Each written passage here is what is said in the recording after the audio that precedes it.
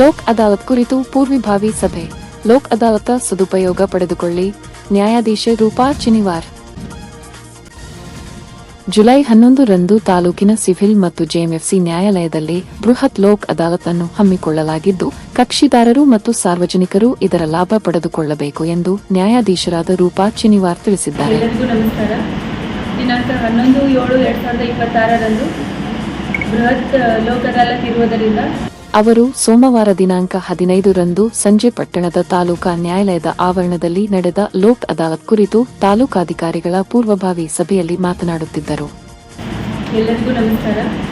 ದಿನಾಂಕ 11/7/2026ರಂದು ಬೃಹತ್ ಲೋಕ್ ಅದಾಲತ್ ಇರುವುದರಿಂದ ಕಾಗವಾಡ ತಾಲೂಕಿನಲ್ಲಿ 1240ಕ್ಕೂ ಹೆಚ್ಚು ಸಿವಿಲ್ ಪ್ರಕರಣಗಳು ಹಾಗೂ 1600ಕ್ಕೂ ಹೆಚ್ಚು ಕ್ರಿಮಿನಲ್ ಪ್ರಕರಣಗಳು ಬಾಕಿ ಇದ್ದು, ಅದರಲ್ಲಿ ಕಕ್ಷಿದಾರರು ತಮ್ಮ ಜಮೀನುಗಳಿಗೆ ಹಾಗೂ ಆಸ್ತಿಗಳಿಗೆ ಸಂಬಂಧಪಟ್ಟಂತಹ ಪಾಲು ವಾಟ್ನಿ ದಾವೆಗಳನ್ನು ಹಾಗೂ ಇತರೆ ದಾವೆಗಳನ್ನು ಹಾಗೂ ಬರ್ತ್ ರಿಜಿಸ್ಟ್ರೇಷನ್ಗಳನ್ನು ಮತ್ತು NI ಆಕ್ಟ್ ಪ್ರಕರಣಗಳನ್ನು ಹಾಗೂ ಇತರೆ ರಾಜಿ ಸಂಧಾನ ಮಾಡಿಕೊಳ್ಳುವಂತಹ ಪ್ರಕರಣಗಳನ್ನು ಆ ದಿನ ಬಂದು ರಾಜಿ ಮಾಡಿಕೊಳ್ಳಬಹುದಾಗಿ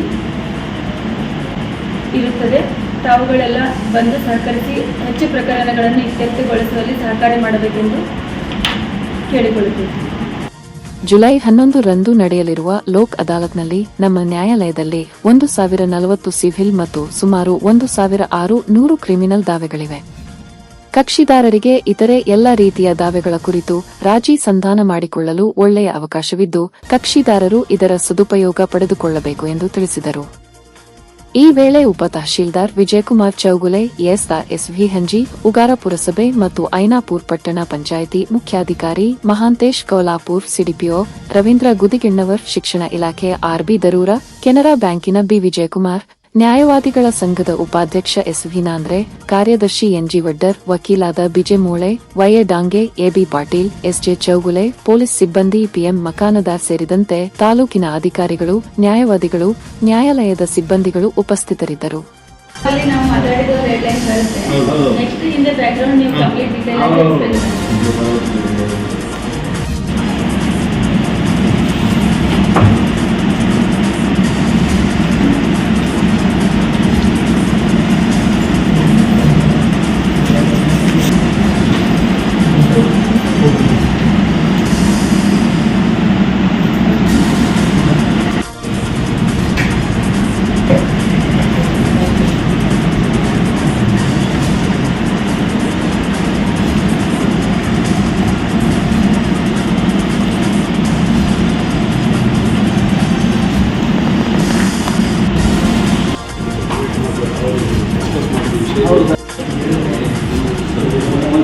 ಪಂಚ್ ನ್ಯೂಸ್ಗಾಗಿ ಕಾಗವಾಡದಿಂದ ಬಸವರಾಜ್ ತಾರದಾಳೆ.